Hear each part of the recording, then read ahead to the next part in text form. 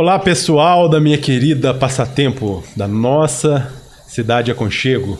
Estamos aqui novamente, tá, para fazer o 6º episódio do programa ACP Entrevista. Hoje com uma pessoa mais que especial, né, que a gente vai entrevistar aqui. A gente vai ter um assunto muito legal que a gente vai falar, uma coisa muito interessante. E espero que todos gostem da entrevista, porque a gente vai falar de algo muito interessante e com uma surpresa no final, tá? Programa ACP Entrevista, tá? Podcast Aconchego. Lembrando que esse programa está sendo patrocinado pela Lei Paulo Gustavo, Lei Municipal, tá? Através da Secretaria de Cultura aqui de Passatempo. E vamos lá, roda a vinheta. Estamos vendo agora a vinheta. Vai começar em 3, 2, 1. Vinheta mostrando o nome do programa, do podcast Aconchego. Apresenta personalidades da cultura, música e arte. Entrevistas, bate-papo, músicas e curiosidades. Podcast Aconchego.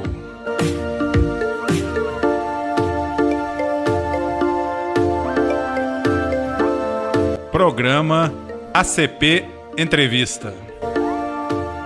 Aí agora estamos mostrando o cartaz, programa ACP Entrevista. Estamos de volta, podcast Aconchego, programa ACP Entrevista. Hoje minha convidada especial, todo mundo conhece aqui em Passatempo, ela até dispensa apresentações, mas é a nossa querida Lilian. Lilian, muito bem-vinda, muito obrigado por ter vindo. Muito obrigada, Esteve. Eu estou muito feliz de estar aqui hoje. Que bom. Novamente, o nosso comentarista, Dr. Hugo de Lara Campos. Muito bem-vindo, Dr. Hugo. Obrigado, Esteve. Doutora Lilian, obrigado por aceitar o nosso convite. Doutora Lilian é advogada, a minha colega lá do fórum, né? Eu sou advogado também. E a gente já está em casa. Tem muito contato, está em casa. Seja bem-vindo. Eu tenho muita... Bem-vindo, Geraldo. Eu tenho muita liberdade de falar com a Lília, porque a Lília foi criada praticamente ali do lado da minha casa. A gente foi criado, né? Claro que eu sou bem mais velho, mas a gente foi criado junto. Eu vi a Lília crescer, vi a Lília criança, vi a Lília nascer. A gente é vizinho, né? Tem 45 anos que eu moro ali. A Lília, desde que nasceu, a gente acompanha. E pelo fato de eu ser o maior fã do pai dela. Que todo mundo sabe, a Lília é filha... O maior fã do pai dela sou eu. Você é o segundo. Não, sou eu. Então tá, vamos entrar no acordo. Primeiro, segundo, terceiro. Pronto. Lília é filha, para quem não sabe, se é que alguém não sabe, Lília é filha do Nijinho, Antônio Faleiro. E a arte, o talento, a sensibilidade, tudo foi herdado por ela. Né? Que bondade sua, né, Esteve? Não, é verdade. Mas vamos lá, Lília, me conta um pouquinho da sua história. Quem é a Lília? Como é que foi? Conta a sua história desde que você nasceu. O que se lembra assim da sua história para você contar pra gente?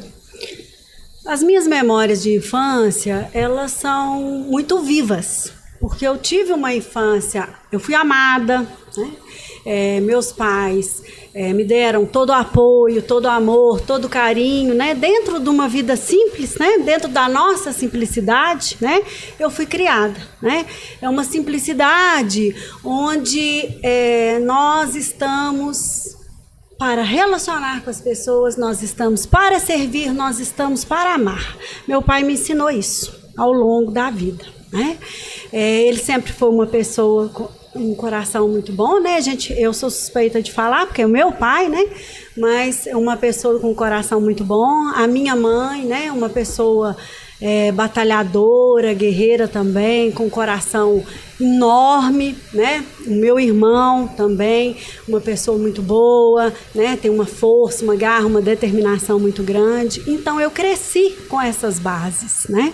Que são bases que eu acho que são importantes para todo mundo na vida, né? Você vir para amar, você vir para ser amado é uma entrega muito bonita, né? É uma entrega muito grande que a vida traz para a gente.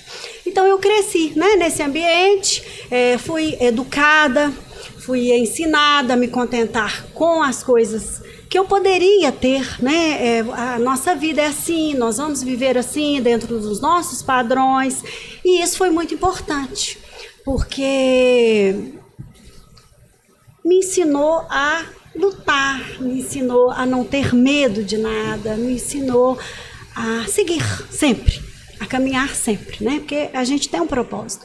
Então, as memórias que eu tenho, né, da minha infância, com a minha mãe, minha mãe gosta muito de fazer coisas bonitas, ela gosta muito de fazer uns enfeites, ela dava aula no pré-escolar. Foi meu professor.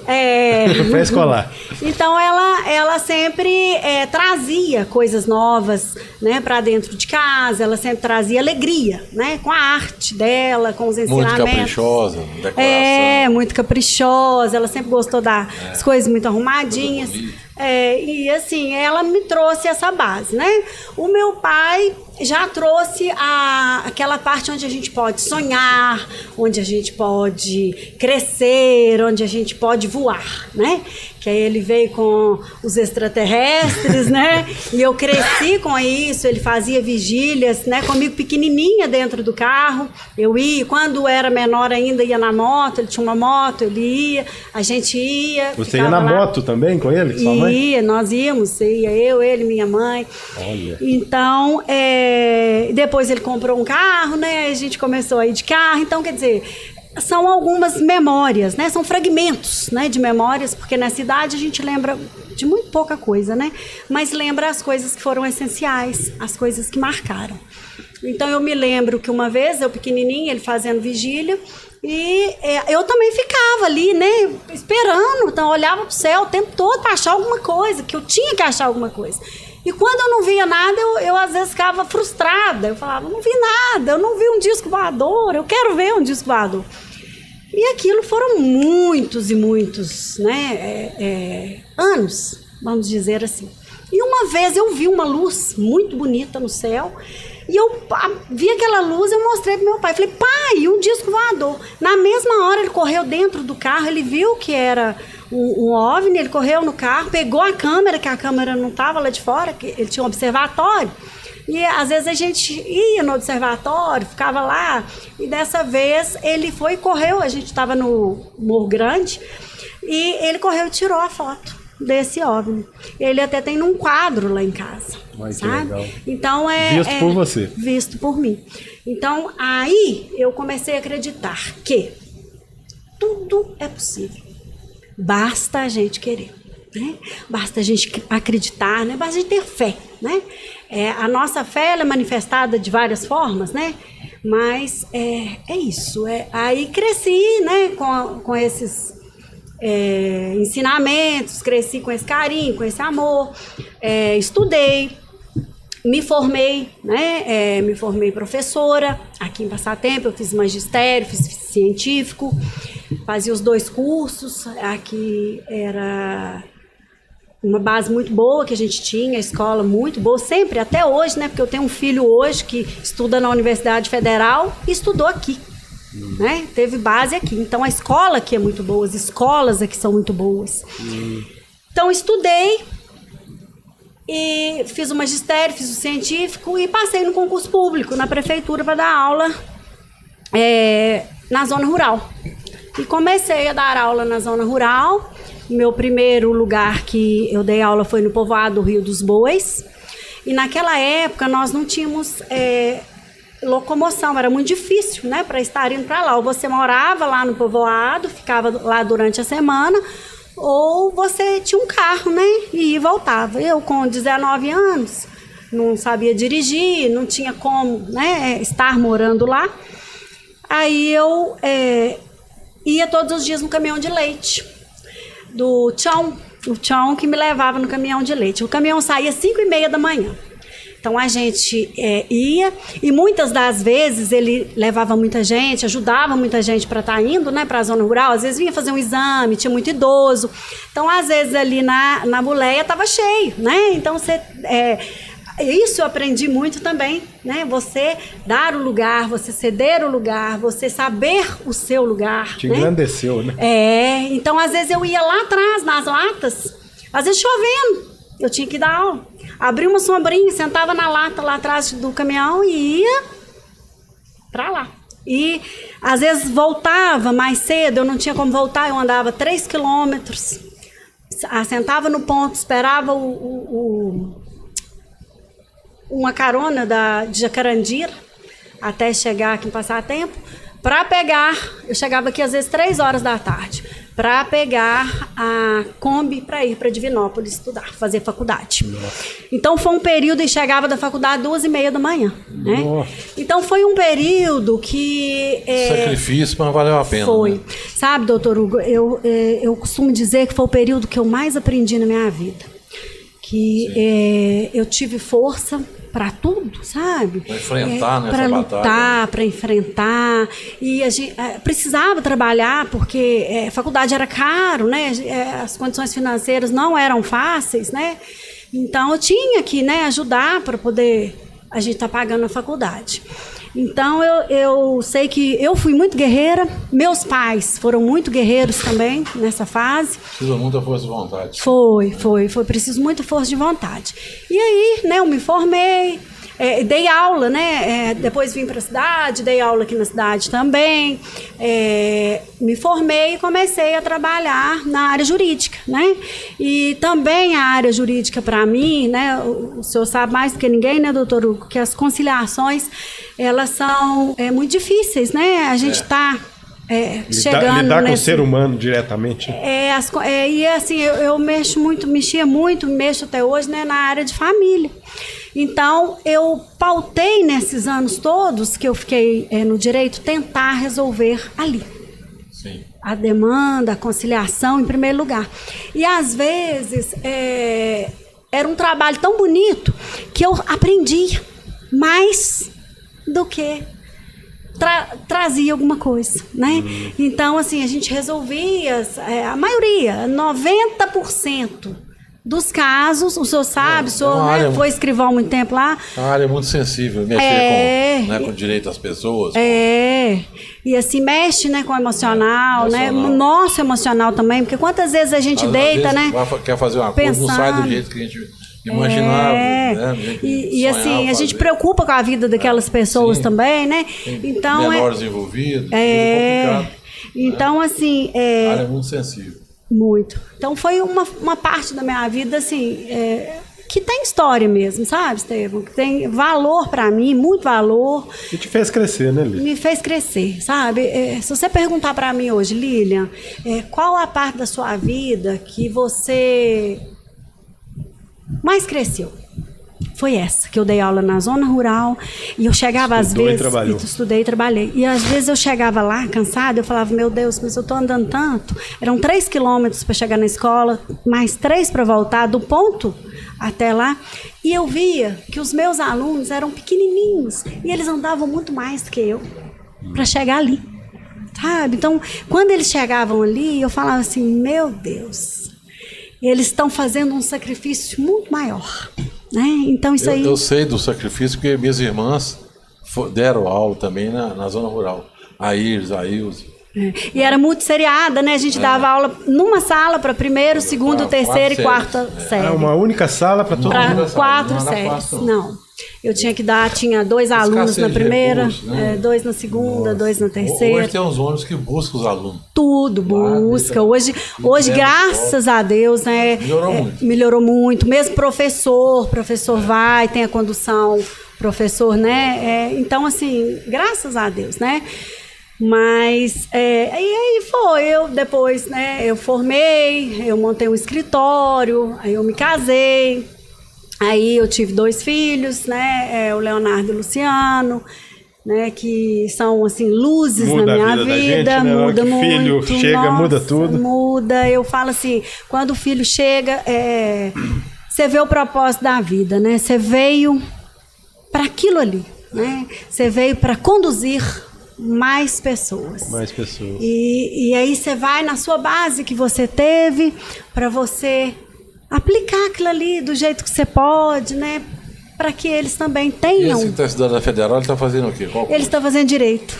Ele já encontrou com o Caio lá? O Caio tá dando aula lá. Não, eu até ser fiquei problema sabendo de que período, né? ele está nos primeiros períodos ainda, mas o doutor Caio está dando aula assim. Eu falei com ele, falei, meu filho, Procure lá. Deus abençoe que você seja aluno do doutor Caio, porque eu acompanho ele no Instagram, é assim, Ele dava aula profissional na Dom Helder maravilhoso. também, mas agora foi para a reitoria. Ele é pró-reitor lá na Dom Helder. É um orgulho, né, doutor Hugo? É um orgulho muito né? grande, Pra mim, né? Lucélia, é um prêmio de Deus, um presente de Deus. Ô Lília, você hoje é advogada da prefeitura para as pessoas carentes, seria isso, mais ou menos? Hoje eu voltei, eu estou no meu cargo de professora, sabe? Eu estou inclusive até de férias prêmio, sabe? Agora teve o concurso público, né? Então esse cargo ele está ocupado, né? Mas você o ocupou por muito tempo. Ocupei por várias gestões, muitos anos. Desde a época eu tava no fórum. Foram várias gestões que Me ajudou passaram. na minha separação. Foram várias gestões, eu fiquei, né, em todas elas, até agora, né? Foram 20 Isso e também poucos te fez anos que eu crescer fiquei muito lá. esse convívio com essa situação, porque é uma área muito...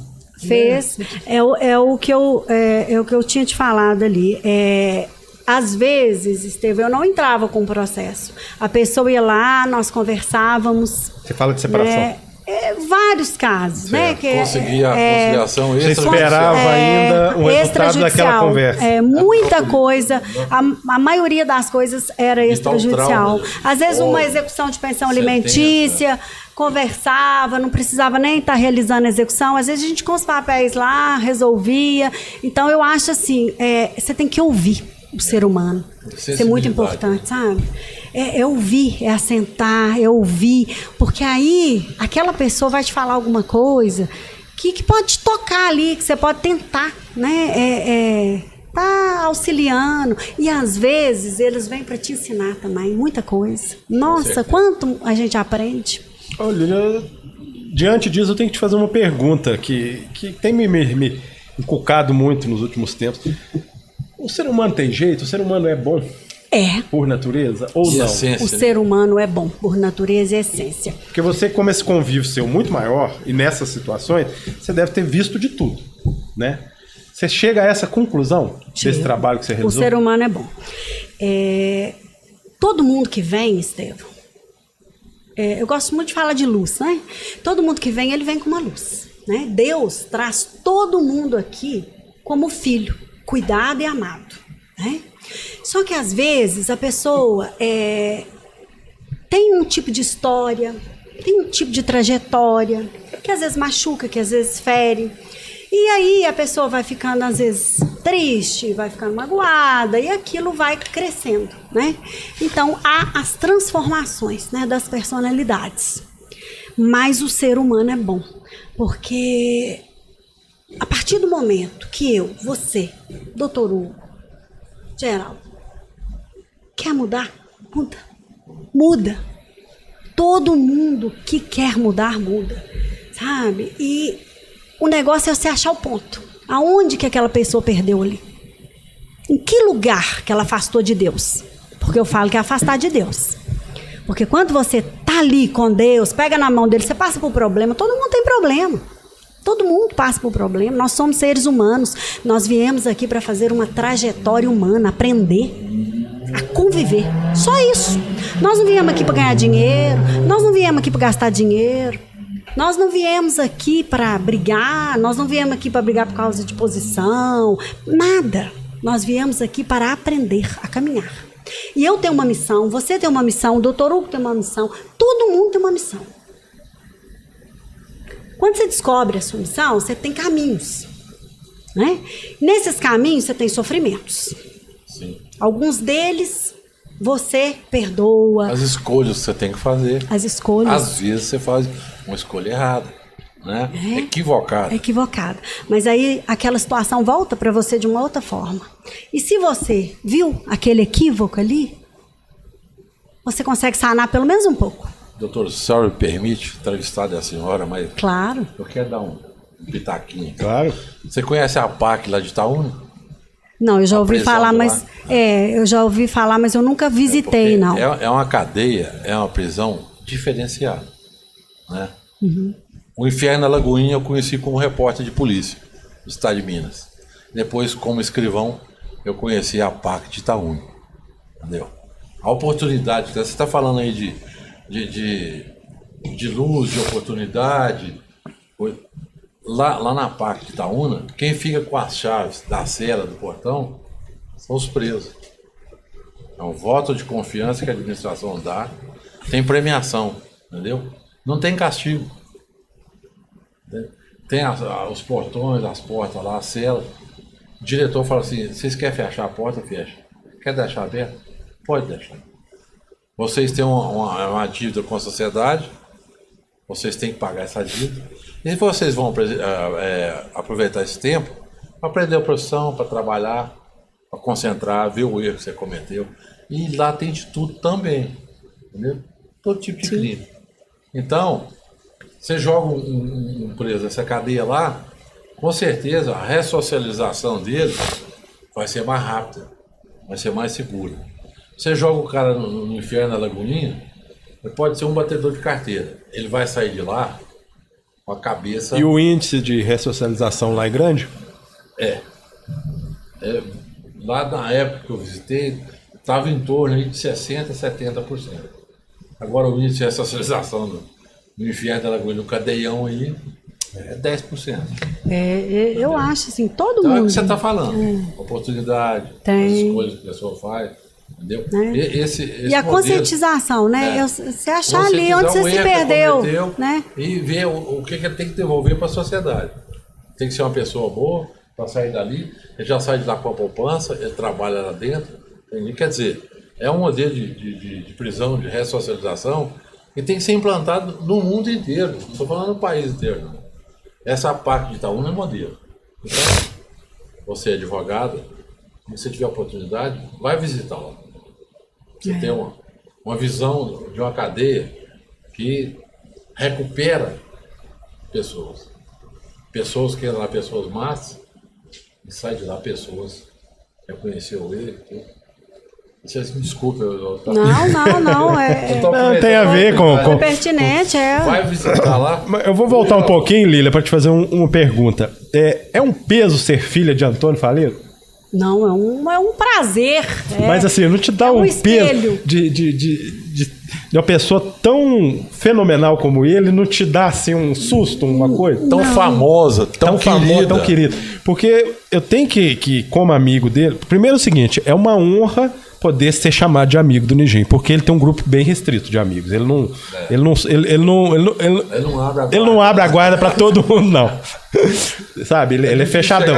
Ele tem uma cara fechada, você sabe disso, uma cara coisa que às vezes até espanta as pessoas. Mas você falou no começo da entrevista e eu tenho que colocar isso como assim, que eu tenho certeza absoluta. Ele tem um coração gigantesco, ele é uma pessoa maravilhosa. O Nijinho, que ele pôde fazer para já me ajudar em momentos difíceis que eu passei. Você vê que ele tem assim a justiça e a bondade como fatores principais dele. Então não é um peso ser filha de Antônio Faleiro. Não, é uma inspiração.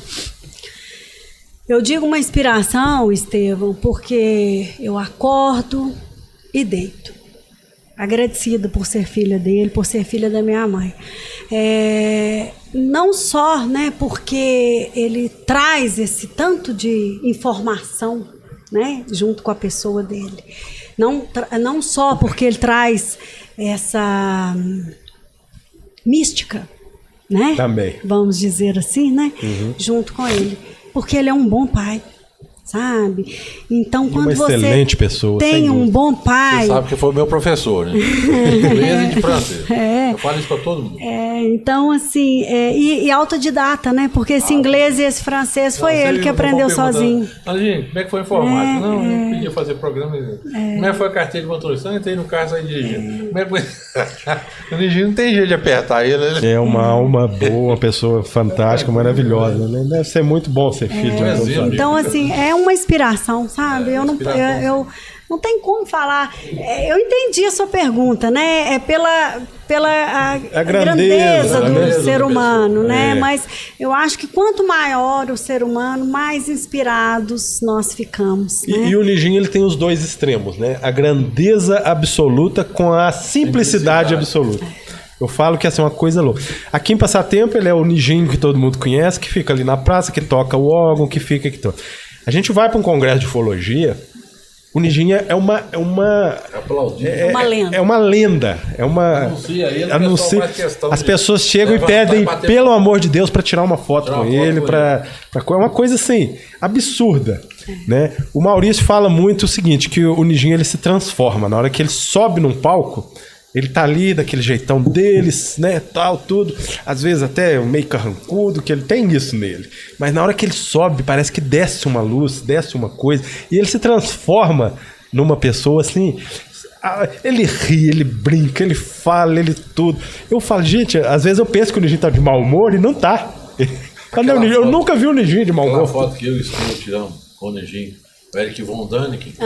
Foi um momento grandioso da nossa história ali, com seu pai. E eu vi o orgulho dele de estar ali aquele dia. Pegar na mão dele e dar um abraço nele. É trem que mexe com a gente. Tiramos uma foto com ele. Vocês estão assim, tão próximos dele, né? Autor daquele Era os Deuses Astronautas. O Estevam que me convidou. Nós temos que levar o Nijinho no encontro lá. Falei, não, eu vou só vocês arrumar um convite pra ele. E ele vai porque vocês levam, né? Porque não sai daqui, né? É difícil ele sair. Mas ele gosta. Quando se fala em ufologia... Não sei como é que eles fizeram, arrumaram um convite, mas eu vou perder a oportunidade dessa. Nijinho, ele contando que... E o nosso Estevam, a foto, eu tirei e botei na casa. Ficou histórica, graças a Deus. Maior que a foto. Assim, muito orgulho para passatempo o Nijinho existir aqui. Porque não é só ufologia. Se ele fosse só um grande ufólogo, como ele já seria o suficiente. Mas não. Ele, além de ser um grande ufólogo, ele é um grande músico, ele é um grande escritor, ele é um grande mágico, ele é um grande... E é uma grande pessoa. Né? Então eu acredito que você te dou os parabéns pelo pai que você tem e pelo grande amigo que eu tenho, que eu tenho muito orgulho de chamar de amigo. Isso é uma construção, né, dele com parte, né, que vocês têm muito grande, né? Porque são os amigos, as pessoas que estão próximas, são os que incentivam a pessoa também a continuar, né? São os que incentivam a pessoa a seguir, né? É amizade. Então, assim, vocês também são parte da história dele, né? São certeza. A história, com orgulho disso. Ô, Lília, seu pai foi por muitos anos o diretor da escola de samba, né? Do carnaval de rua. Agora você mexeu. Maravilhoso carnaval de rua, Tá entrevistado. E você participou disso. Vamos falar do carnaval atual depois. Primeiro eu quero do passado. Como que você via seu pai ali? E você participava também, não participava? Participava. Muito nova. A gente não, mas ela era nova. E assim, eu tenho os fragmentos, né? De lembranças. Tinha o cinema, que era um antigo cinema do meu avô. Então lá era como se fosse a concentração da escola de samba, né? Então lá eles faziam fantasias, então eu ia pequenininha para lá, né? Minha mãe me levava para lá. Era o barracão da escola de samba. Era na praça ali, onde hoje tem o meu escritório, onde meu pai fica ali, ao lado da ótica ali, era aquela parte toda ali. E era familiar, sua mãe ajudava ele, né? Ajudava. Sua mãe participava ativamente de tudo, Dona Diana. Ele tinha um bloco que chamava Deixa Falar. Então, a tia Fatinha, a tia Shirley, as irmãs, a família toda participava. Então, eu comecei aí, né? Umas fotos que eu tenho, até em preto e branco, que eu era muito pequenininha. Então, eles faziam os blocos das crianças, eu tava ali, né? Naquele bloco das crianças ali. Então, eu cresci com aquilo ali. Era bateria, aquela animação, aquela preparação toda para o carnaval. E aí, fomos crescendo. Depois, né? Vieram os outros blocos, do Zezinho, da Dona Marli, do Tonessa. Tonessa, fundador do Tonessa. Então, assim, tinha... Não sabia, não. Então, aí foi crescendo, eu fui crescendo com aquela cultura, né? Então, o carnaval, ele tá na minha história também, tá na minha vida, é uma das épocas do ano que eu mais gosto. É uma época maravilhosa, alegre. Então, assim... E agora, esse ano, você foi a rainha da bateria? Não, eu gosto de brincar com o pessoal, que eu vou... Né, todos os anos, mas eu não sou rainha, eu não sou madrinha, eu sou a Lília. Te interrompendo assim, sem querer interromper, mas já interrompendo, você foi esse ano o símbolo do carnaval. Porque você estava ali a todo momento e tudo. Não, eu sempre participo, sabe, Steve? Eu sempre participei. O pessoal também. Só que aí veio a pandemia e a gente teve que parar um pouquinho, né? Mas os outros anos a gente saía também, ia com o pessoal. Ano passado foi também, que foi uma homenagem para ele, que, né, eles fizeram. E esse ano, né, que a gente participou também. Mas é muito bom, nossa, eu não sei descrever. Você herdou essa paixão pelo carnaval dele? Herdei. Dele e sua mãe, né? Que sua mãe também, né? Minha mãe na confecção das fantasias, ela sempre me lembro muito disso. caprichosa. A gente era criança e a Dona Lourdinha tirava as medidas da gente para poder fazer as fantasias. Tinha uns carnavais na escola, né, no ginásio, que era o antigo ginásio, então era matinês para criança. Matinês, então cada dia ela fazia uma fantasia. Um dia a gente ia de Colombina, outro dia ia de Odalisca, outro dia ia de Cigana, então eu tenho os retratos pequenininhos. O carnaval e o futebol de passatempo são muito ricos, né? Tem história. Tem história que o pessoal gosta. Muito bom. Você herdou a sensibilidade de seu pai, né? A questão, eu conheço muito seu pai nesse sentido, ele já conversou muito comigo sobre isso, ele tem uma espiritualidade muito forte. Você também tem essa espiritualidade? Herdou isso também dele? Também. No início, eu era muito nova, então eu não conseguia entender. Né? Aí depois a gente começa a estudar, a gente começa a ler. Eu sonhava muita coisa, as coisas que às vezes eu sonhava, no outro dia às vezes acontecia. Então eu fui ficando assim, sem entender o que era aquilo. Aí comecei a ler livros, comecei a ler parapsicologia e fui estudando para poder entender às vezes alguns fenômenos que aconteciam, né? Mas acredito em muita coisa, né? Vivencio muita coisa, tem muita experiência na minha vida que não é só de pensar, não é real, é de acontecer, é de ver, é matéria, né? Então, eu posso te dizer, sim, que eu herdei essa espiritualidade, né? Seu pai conta com muita tristeza o tanto que ele sofreu quando a Shirley, né, sua tia, estava saindo para viajar, e ele não queria que ela fosse, ele queria segurá-la, alguma coisa fazia com que ele segurasse. E naquele fatídico dia houve um acidente que acabou ceifando a vida dela. Então, e seu pai também psicografa as poesias dela, né? Já fez isso, né? Ele tem um caderno lá de poesias, né? Que ele psicografava, e ele guardou esse caderno, ele tem lá nas coisas dele lá. Eu gosto muito de escrever também, às vezes escrevo, assento, escrevo, amo escrever, né? Enfim, é isso. E a arte, a pintura, especificamente a pintura, porque você não é de uma só arte, é de várias, mas a pintura, que é uma coisa fantástica, única, diferente, que é o estilo seu. Quando? Essa vontade de pintar. Quando começou? Lília Pintora. Você teve com a pintura. Eu vou contar a história da Lília Pintora. Foi assim. Eu fazia estágio de direito. Eu estava na faculdade, eu fazia estágio. No escritório, a doutora Cláudia, ela atendia lá naquela casa ali na praça ali, e eu fui fazer um estágio com ela.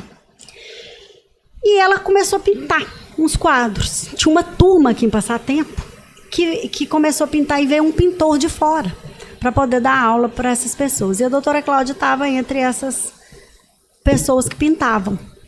E eu vi, ela pintou um quadro uma vez e colocou lá no escritório, e eu achei aquilo lindo. Eu falei, não, mas que quadro bonito.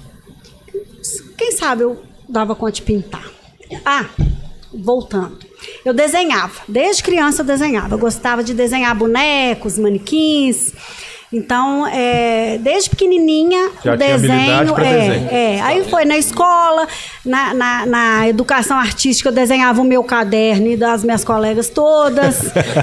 Entendeu? E no dia lá, às vezes, de ganhar a nota lá, a minha nota era menor. E a delas era maior. Mas com seu desenho, com a sua arte. No final do ano, elas chegaram para o professor e falaram, mas por que o nosso caderno o ano inteiro é maior, o da Lília é o menor, e a Lília que desenhou para todo mundo? Entregou. Então, assim, eu gostava de desenhar, e desenhava para todo mundo. Desenhava para mim, para todo mundo. Se deixasse, eu ficava desenhando o dia inteiro. E o desenho era a minha especialidade. E aí eu, retomando a história, a doutora Cláudia entrou numa aula de pintura e ela colocou um quadro lá na parede. Eu achei aquilo muito bonito. Eu falei, quem sabe eu não consigo pintar. Aí, na época eu estudava, eu não tinha condições de pagar um professor de pintura para aprender a pintar. Aí eu falei, vou ter que esperar, né? E um dia ela vai a Belo Horizonte, ela traz para mim uma tela e um estojo com 6 cores. Aí me deu. Tenta. Começou ali. Pintar o que você tem vontade. E começou ali. E ali eu peguei e fui pintar. E aí eu não parei mais. E às vezes era difícil comprar tinta, porque a gente estudava, não tinha dinheiro, não sobrava, né? Porque estudante, né? Aí eu ganhava, às vezes, chegava um, me dava uma tinta, chegava outro, me dava outra tinta. Aí eu aprendi a pintar e quase todos os quadros que eu pintava, eu dava. Porque às vezes uma pessoa me dava aquela tinta ali, eu falava, você me deu uma tinta aqui, ó, então um quadro. E assim foi, sabe? E aquilo foi crescendo. E a maioria dos quadros que eu pintava, já vendi vários quadros, já fiz exposições, mas a maioria desses quadros que eu pintava eram doações. Eu chegava perto de uma pessoa, eu falava, esse quadro aqui está destinado a essa pessoa, e pintava Mas como isso vinha? Como que acontecia de você saber que aquele determinado quadro estava determinado para aquela determinada pessoa? No início, eu assustei muito, sabe, Estevão? Porque era uma coisa nova para mim. Eu comecei a pintar muito rápido, geralmente fisionomias, é a minha especialidade. Tem algum nome esse tipo de pintura seu? Porque é totalmente diferente, né? Você é especialista em fisionomia. Eu, Lilian, nomino pintura por conexão e sincronia. É como se fosse uma terapia pela pintura. Entendi. Sabe? Porque às vezes eu misturo, é um rosto, é uma fisionomia, mas às vezes tem algum símbolo, alguma mensagem, alguma escrita naquele quadro ali. Então, assim, eu deixo a imaginação fluir ali, né? Eles falam que o pintor pinta aquilo que ele vê, né? E quem está vendo interpreta da forma que lhe convém ali, né? Só que eu comecei a pintar esses quadros e comecei a doar essas pessoas. E algumas pessoas se emocionavam na hora que eu entregava o quadro. Algumas pessoas choravam de emoção, mas não era um choro triste, era um choro alegre. E eu ficava sem entender aquilo ali. Por que estava acontecendo? Por que estava acontecendo? Aí eu comecei a pensar, olha, eu devo ter uma missão nisso aqui. Porque se isso está acontecendo com frequência, às vezes as tintas chegam, a tela chega, de uma forma assim, muito inesperada, muito rápida. Então, deve ter um dono daquele quadro. Você ganhava telas, alguém chegava e dava telas? Trazia a tela, trazia a tinta. E às vezes eu não pintava nem para aquela pessoa, eu pintava para um outro ali. Olha. Né? Então, assim, e aquilo foi ficando mais frequente. Foi ficando mais frequente. E até que eu comecei a entender e a compreender o significado de cada quadro. Por exemplo, eu vou contar um episódio aqui que aconteceu. Como a pintura ficou muito forte, né, na minha vida, eu comecei a pintar assim, 2, 3 quadros por dia. Às vezes, por dia. Às vezes levava 18 minutos em um, 20 no outro. Eu já cheguei a pintar 5 quadros num dia. Num único dia, 5 quadros? Num único dia. Quadros ali, telas ali de 50 por 50, mais ou menos. Então, e aqueles quadros às vezes saíam e às vezes ficavam lá. Eu guardava, eu pintava, pinto, né, na garagem lá da minha casa, que é lá que eu pinto, e às vezes eu guardava aqueles quadros. E uma vez, as pessoas apareciam. E eu, às vezes, lembrava daquele quadro, ia lá, entregava aquela pessoa emocionava, me contava um episódio da vida dela que estava relacionado àquele quadro. Aleatoriamente? Aleatoriamente. Eu entregava o quadro, às vezes a pessoa chorava, me contava um fato, um acontecimento da vida dela, que estava ligado àquele quadro. Conexão com o quadro. Isso tudo depois de eu entregar os quadros. E aí eu comecei a ficar com receio, eu falei assim, eu não vou entregar esses quadros.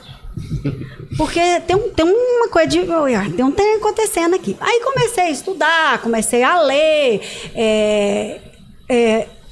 ouvi muito falar sobre a psicopictografia, né, que é a pintura espírita, que o pessoal pinta as fisionomias. Estudei isso também. Estudei a parapsicologia, né? Que é a comunicação, né? Você pega ali né? Então eu estudei tudo. Deixa eu falar assim, como você fez uma sabatina? Fiz uma sabatina. Você tem uma... Você queria entender, né? Eu queria entender da onde que vinha aquilo. Você tem hoje um diagnóstico para isso aí? Não, eu não tenho. Porque a gente busca nomes, né? Todo mundo busca nome para poder nominar aquilo que está acontecendo. É um fenômeno, vem de dentro. Né? Eu vou muito pelo lado da parapsicologia. Tá? Certa vez eu fui viajar. Eu vou contar esse episódio, que esse é interessante. Um dos episódios que aconteceu. Eu fui para Arraial do Cabo, né, no Rio de Janeiro. Eu fui fazer uma viagem com a minha família e eu pintei 2 quadros pequenininhos. E falei com o pessoal lá de casa, eu vou levar esses quadros porque tem uma pessoa destinada a receber esses quadros lá em Arraial do Cabo. Olha só. Aí o pessoal ainda falou, mãe, meus meninos falaram, mãe, você vai levar quadro lá pra praia, mãe? Até na praia você tá levando um quadro. Eu falei, eu tenho que levar, que tem uma pessoa destinada a receber esses quadros lá. E peguei os quadros, coloquei na mala e levei. Eu fiquei lá 7 dias. Durante 6 dias, eu olhava todo mundo lá da pousada, eu olhava o povo na praia, eu olhava o povo na rua, procurando de quem que eram aqueles quadros. E não achava ninguém. Falava, meu Deus, mas não é possível que eu enganei dessa vez. Eu trouxe esses quadros aqui, não tem o dono, não está aqui, o que aconteceu? E aí, no 6º dia, eu guardei, a gente ia embora no outro dia, eu guardei os quadros na mala de noite, falei, não achei, não é ninguém, não senti que é de ninguém esses quadros, eu vou levar embora. E guardei os quadros na mala. No outro dia de manhã, era um domingo, nós levantamos, fomos tomar o café da manhã na pousada e íamos embora. E a mala já estava dentro do carro, né? Nós colocamos a mala primeiro dentro do carro com os quadros, indo embora, vindo para passar tempo. E eu sentada na pousada tomando café, eu levanto. Tinha uma porta assim na pousada que você passava para retirar a alimentação do lado e aqui estavam as mesas. E eu fui passar nessa porta para pegar um suco de laranja. Na hora que eu fui atravessar essa porta, atravessou uma moça junto comigo, uma moça loura, dos olhos muito azuis. E nós duas atravessamos juntinhas na porta. E ela me olhou, eu olhei para ela, eu falei, puxa vida, o quadro é dela, eu pintei ela. Era a pessoa. Era a pessoa, eu pintei a fisionomia dela, até arrepio. Então, alguém que você nunca tinha visto na sua vida? Nunca tinha visto na minha vida. E eu voltei, eu não peguei nem o suco, eu não falei nada, voltei e falei com os meninos. Eu pintei aquela moça. Os meninos olharam e falaram, você pintou aquela moça. Eu falei, o quadro é dela. Aí meus meninos ainda falaram assim comigo, mãe, como é que você vai entregar o quadro para ela? Eu falei, meu filho, eu tenho que entregar. Ela tá aqui, eu vou ter que entregar. Aí cheguei perto da moça, ela e um namorado dela. Eu pintei 2 quadrinhos, era ela e uma outra fisionomia, mas a outra fisionomia eu acredito que eu tenha pintado a essência dele, era uma fisionomia masculina, e ela era idêntica, como se eu tivesse visto o retrato dela e pintado. Aí eu sentei perto dela, perguntei de onde ela era, ela me disse que era de São Paulo, e eu perguntei se você está aqui há muitos dias, ela falou, não, eu cheguei ontem à noite. Eu falei, olha, eu tenho um presente ali no carro, eu acredito que ele é seu. É um quadro, é uma pintura, será que eu poderia te ofertar esse quadro? Aí ela falou, claro, uma moça muito educada. E eu fui no carro, abri a mala, peguei o quadro e entreguei para ela. Ela ficou estarrecida. Porque era ela. Era ela. Aí eu falei com ela, expliquei um pouquinho que eu pintava por sintonia, conexão, e eu senti que eu tinha pintado algo dela. Seria mediunidade? O que você chama? É o que eu falei antes, sabe, Estevão? Eu não nominaria, não. Eu acho que seria mais... Eu acredito, né, que tem algo, né, a mais... que a gente não sabe. De fundo espiritual. De fundo espiritual, né? Poderia ser pelo lado da parapsicologia, né? Por religião poderia ser, né, a mediunidade, mas eu vou te falar uma coisa. Eu acho que é essência. Isso vem, sabe? Eu conecto com alguma coisa sua. Você tem uma aura, eu tenho uma aura, eu consigo conectar com essa aura sua. Nós trocamos informação, porque nós estamos o tempo todo aqui trocando informação. Mas é estranho que seja com uma pessoa que você nunca viu, que está, né? Mas se você consegue conectar, você consegue conectar longe, qualquer distância, sabe? O que importa é a gente estar com a mesma sintonia. Se nós aqui todos estivermos com a mesma sintonia, nós nos conectamos. A parapsicologia fala isso. Isso é possível. E você teve outros casos assim, parecidos? Muitos. Não é um caso muitos. isolado, são vários? São vários. Eu diria que quase todos. Casos de eu entregar o quadro e a pessoa me relatar um fato. Mas só para eu entender, Lília, a maioria dos seus quadros, então, você doa? Dou, a maioria. Os que não são para doar, por exemplo, às vezes eu pinto e faço uma exposição. Aqueles ali são para expor. Para vender, né? A maioria dos quadros eu dou. A maioria deles. Olha que interessante. Fantástico, sabe? Isso, né? E às vezes a pessoa me pergunta, não, eu quero te comprar um quadro, pinta isso para mim. Eu falo, não, você pode me dar a tinta, você pode me dar a tela que eu pinto.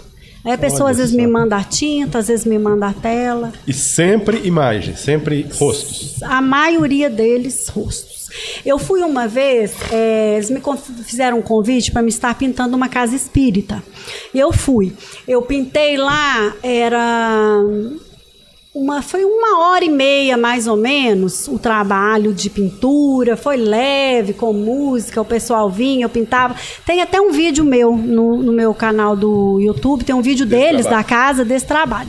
Eu pintei 22 quadros, pintei para 22 pessoas em 1h30 mais ou menos. Em 1h30 você pintou 22 quadros?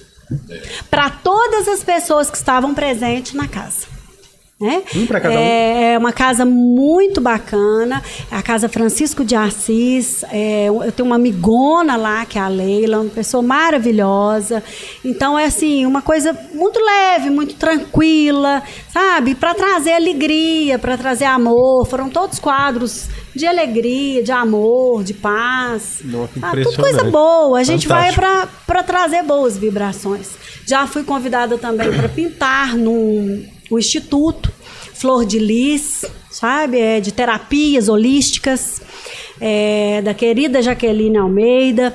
Pintei também, né, nesse dia 19 quadros, só que nós pintamos ao longo do dia, foi num período de manhã até a tarde.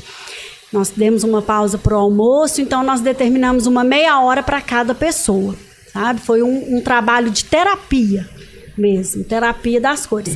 Por isso que eu te falo que são vários momentos de pintura diferentes, sabe? Então Você está sempre plenamente consciente quando está pintando, né? Consciente. Sempre. Sim. Eu gosto de pintar com música, né?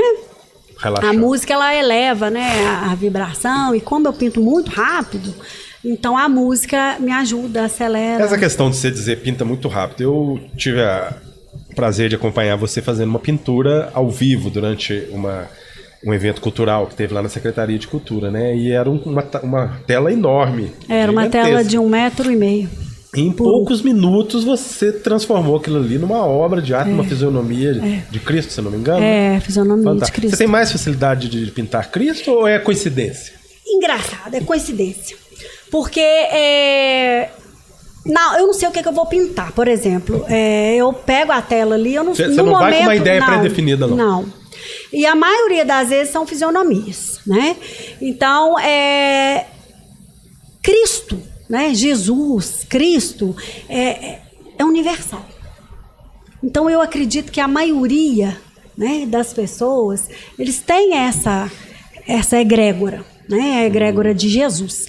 Então, ela é mais fácil de você estar achando ela nas pessoas, sabe? Porque a fé, né? Às vezes um tá com muita fé, às vezes outro tá...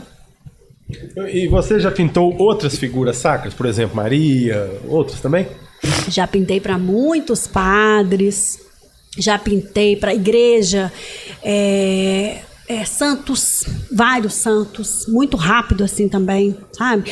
ETs para Casa de Cultura, que nós temos os ETs que você pintou lá, que estão hoje na sala do seu pai. Uma das figuras religiosas, né, uma das imagens, né, de santos, né, de padres.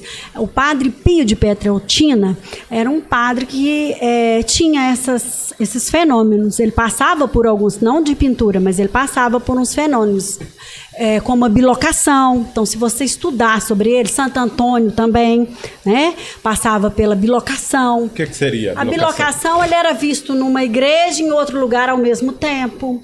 O padre Pio de Pietrelcina, ele tinha aquelas chagas, ele também aconteciam esses fenômenos.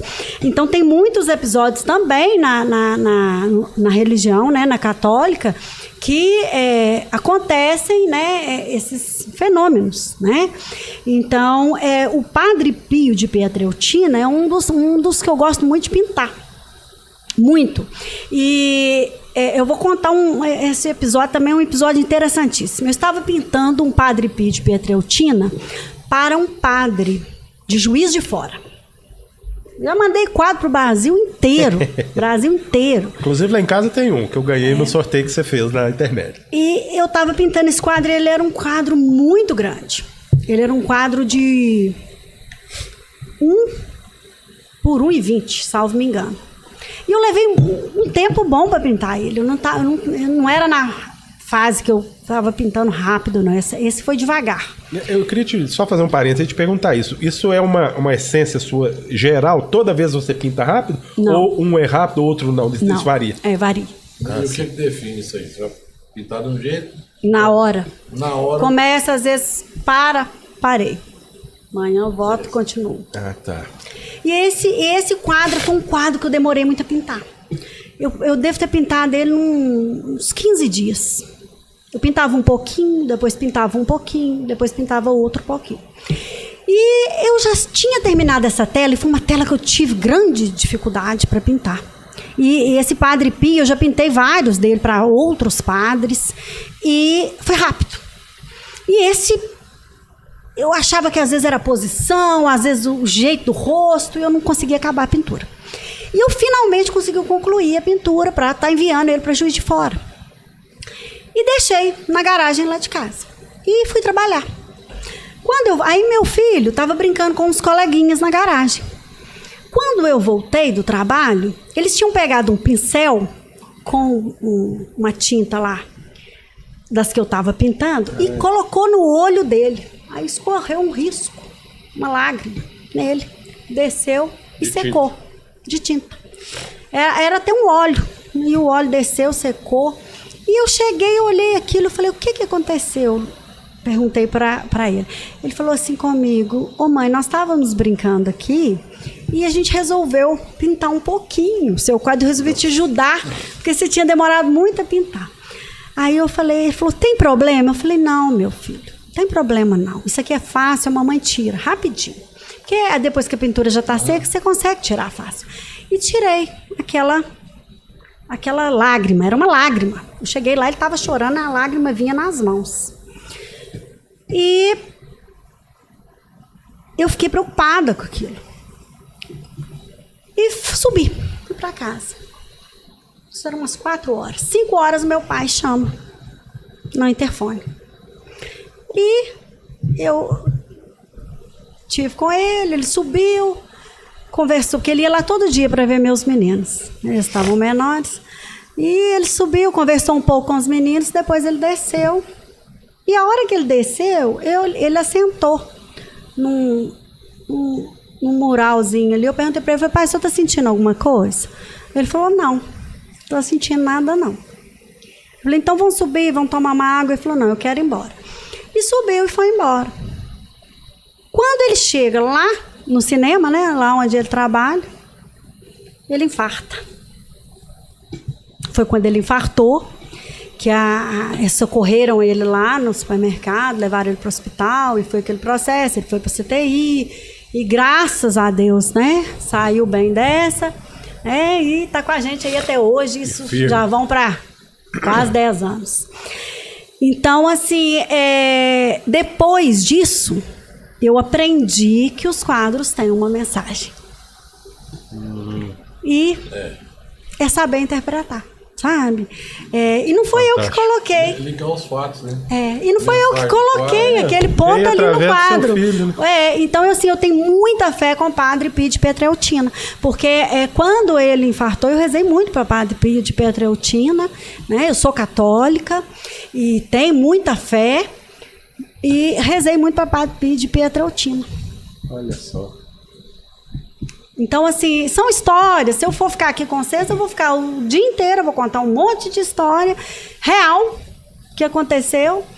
E eu aprendi a entender que isso faz parte da minha vida. Vai acontecer alguma coisa sempre? Não, às vezes eu estou pintando um quadro ali, ele vai ficar ali na garagem da minha casa.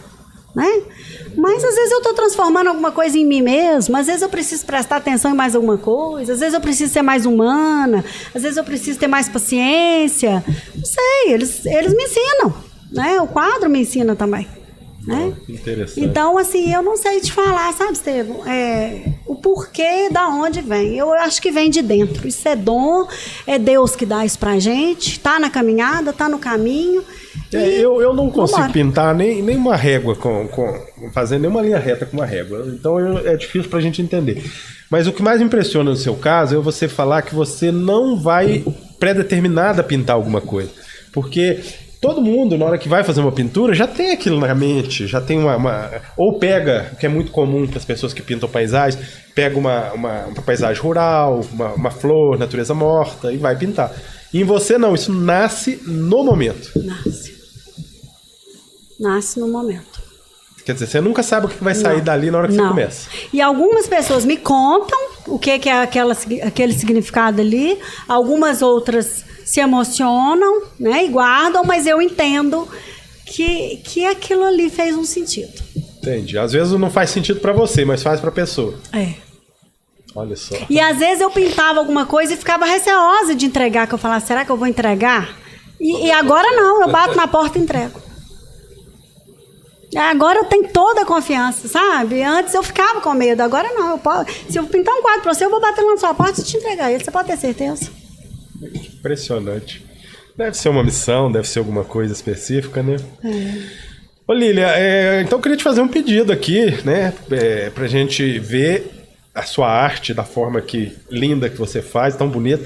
Você pintaria pra gente aqui, ao vivo, imediatamente, uma tela rapidamente, só pra gente ver o que é? Dinâmica da sua arte. Da sua arte, tudo. Para os nossos, vai ficar registrado, o pessoal ver e ficar registrado. Posso tentar. Que ótimo. Porque também não é você que manda, depende da... né? Posso tentar. Acredito que sim, né? Mas podemos tentar, né? Certo. Então, pessoal, nós vamos dar uma pausa para poder a Lília fazer essa pintura, tá? Ela vai fazer essa pintura pra gente, nós vamos acompanhar. O vídeo vai continuar rodando, mostrando a pintura, e depois a gente volta para terminar a entrevista, conversar mais um pouquinho dessa maravilhosa entrevista que a Lília está dando pra gente. E, assim, parabéns, Lília, parabéns pela sua sensibilidade, parabéns pelo seu trabalho, parabéns pelo seu altruísmo, acho muito legal, muito lindo, né? Vamos então para a pintura, gente? E depois, daqui a pouco, a gente volta. Nós vamos para a pintura, vamos deixar a Lília pintando, daqui a pouco a gente volta e conversa mais.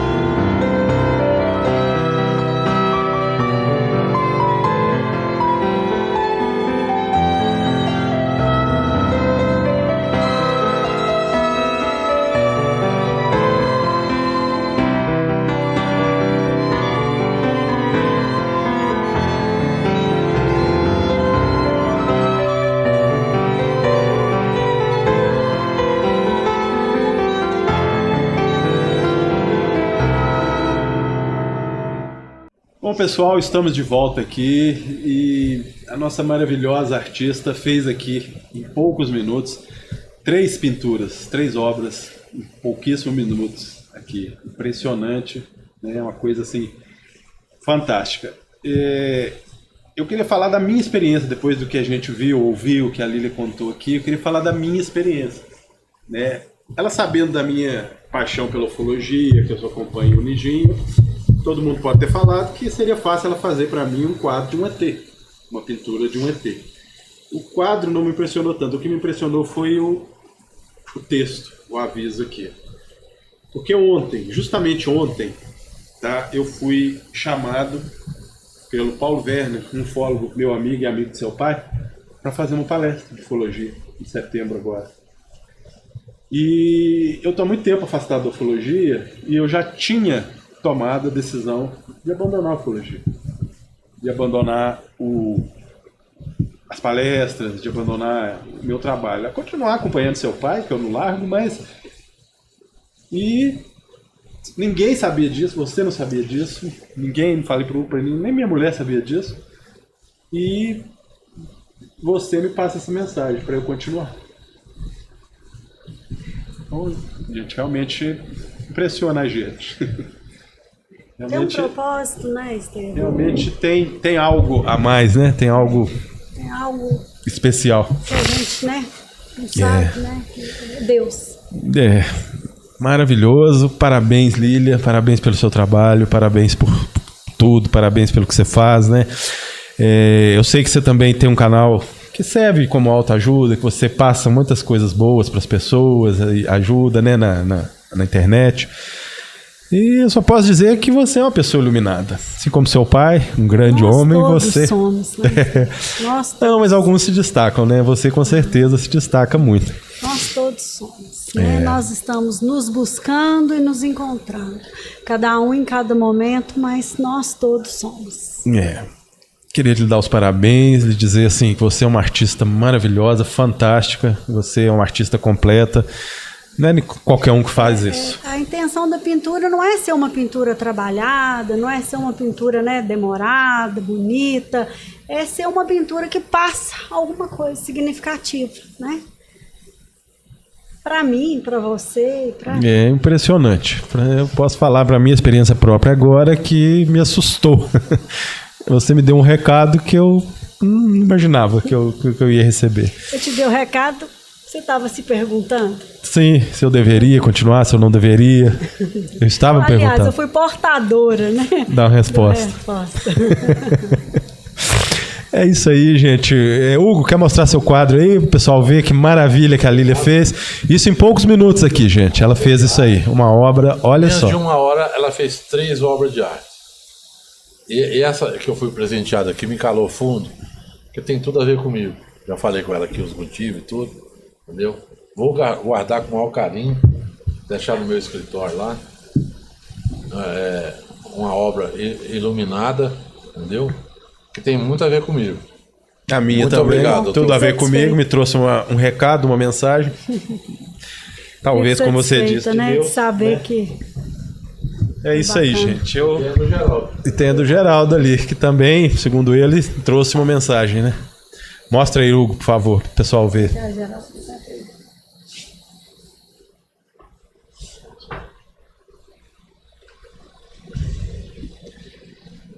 Gente, em poucos minutos a Lília produziu essas 3 obras aqui, fantásticas, né? Que tem tudo a ver com tudo que ela falou. A gente pode ver claramente que tudo que ela falou faz o maior sentido. Tem espiritualidade na obra dela. Tem algo a mais, com certeza. Com certeza tem algo a mais. Que bom, né? Lília, quero te agradecer muito, muito mesmo Eu pelo seu carinho, pela sua disponibilidade de vir aqui, de nos presentear com essa entrevista deliciosa, gostosa. Que bom que a gente tem você em Passatempo, que bom que você puxou o seu pai tanto no talento quanto na bondade. Fico feliz por isso, te dou os parabéns em nome de todo mundo. Passatempo tem sorte de ter você, ter seu pai, ter tantas pessoas boas na cultura, né? E tudo. Eu que agradeço muito, né? O convite, fiquei muito feliz, muito honrada, porque estar com pessoas, né, boas, pessoas queridas do coração, isso é muito importante. Faz bem a gente, né, eleva, edifica, né, e estreita, né, os laços de amizade. Então, muito obrigado a vocês, pelo carinho de sempre, né? O doutor Hugo também, pelo carinho, amizade de sempre, né? Nós que temos que agradecer. Nosso amigo aqui, pelo carinho, amizade também, né? Doutor Hugo, muito sempre obrigado mais cordial. uma vez. Eu que agradeço por nos ajudar. a oportunidade de estar aqui, compondo essa equipe. Nós estamos meio bobados aqui ainda, viu, gente? Tá todo mundo meio assim. Então, Geraldo tá ali emocionado com o quadro dele, o Hugo emocionado com o quadro dele. E a gente tá, eu emociono também de pintar, porque é bom, né? É uma sensação boa. Você tem mais um caso para contar agora na sua história, na sua rica história. Muito linda a história. Bom, gente, é isso aí. Estamos terminando aqui a 6ª edição do podcast Aconchego, programa ACP Entrevista. Tá? Agradeço muito a todos que ficaram com a gente até agora aqui. Agradeço mais uma vez imensamente a Lília. Muito obrigado pela sua presença, por nos ter presenteado, não só com os quadros, mas presenteado com a sua presença, com sua luz, seu espírito aqui, né? Muito obrigado mesmo. Obrigado, doutor Hugo, meu parceiro de sempre. Obrigado, Geraldo, mais uma vez, perfeito, trabalhando direitinho. Esse é o podcast Aconchego, programa ACP Entrevista, edição 006, hoje com Lília Faleiro, essa maravilhosa artista. Muito obrigado a todos e até o próximo programa. Um grande abraço.